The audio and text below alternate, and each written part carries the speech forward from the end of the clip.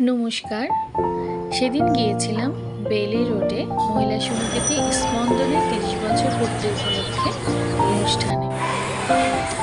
অনুষ্ঠানটি পরিচালনা করেছেন অনিক ঘোষ স্যার এবং মানস ঘোষ বাবুরা। ওনারা হচ্ছেন স্পন্দনের প্রতিষ্ঠাতা পরিচালক। দাদার এই অনুষ্ঠানে উপস্থিত হতে পেরে নিজেকে ধন্য মনে করছি। অনুষ্ঠানের প্রথম থেকে অংশগ্রহণ করতে পারিনি, কিন্তু গুণীজনদের যখন সম্বর্ধনা দেওয়া হচ্ছিল সেখান থেকেই আমি অনুষ্ঠানটি দেখতে শুরু করি। সেখানে গিয়ে দেখি নৃত্যের ড্রেস এবং আলোকসজ্জা এবং সাউন্ডের উপরে যারা কাজ করেন, অনুষ্ঠানটাকে সুন্দর করে ফুটিয়ে তোলেন, তাদেরকে দাদা সম্বর্ধনা দিচ্ছে। তারপর ছিল গুণীজনদের সম্বর্ধনা। এখানে রতন স্যার এসেছিলেন, যদিও তিনি অনেক অসুস্থ ছিলেন, তারপরও দাদার ডাকে তিনি অনুষ্ঠানে এসেছেন। আরও অনেক নৃত্যাঙ্গনের বড় বড় নৃত্যশিল্পীদেরকে দাদা সম্বর্ধনা দিয়েছেন। এই যে আপনারা দেখতে পাচ্ছেন, বিভিন্ন জায়গার থেকে ঢাকা শহর ছাড়াও ঢাকার বাইরেরও শিল্পীরা এসেছিলেন গুণীজনের সম্বর্ধনায়।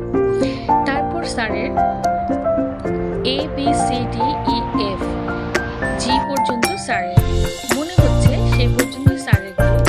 প্রত্যেকটা গ্রুপের বাচ্চারা কত্থক, সাধারণ নৃত্য এবং নৃত্যাঙ্গ নৃত্য খুব সুন্দরভাবে পরিচালনা করেছে।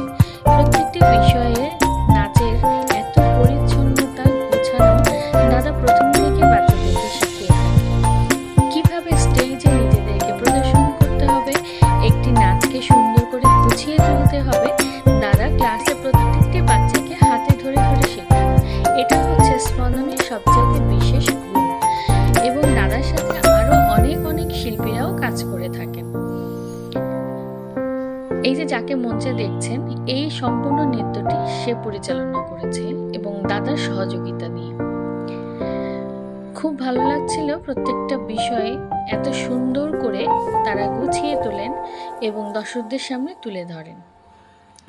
বিভিন্ন বিভাগের শিক্ষার্থীরা বিভিন্ন গানের উপরে তারা তাদের নৃত্য প্রদর্শন করেন। একটু বাইরে বের হলাম, দেখলাম বাচ্চারা খুব সুশৃঙ্খলভাবে মঞ্চের বাইরে বসে আছে। তাদের সময় মতো ডাকা হবে এবং তারা তাদের নৃত্য পরিচালনা বা পরিবেশন করবে। এই যে বাচ্চাদের এত সুন্দর করে স্টেজে দাঁড়ানো, দাদা হাতে ধরে শেখায়। এই মেয়েটি একটি পা নেই, দাদা ওকে শিখিয়েছে। সবার শেষে বাচ্চাদেরকে সার্টিফিকেট এবং পুরস্কার প্রদান করা হয়েছে।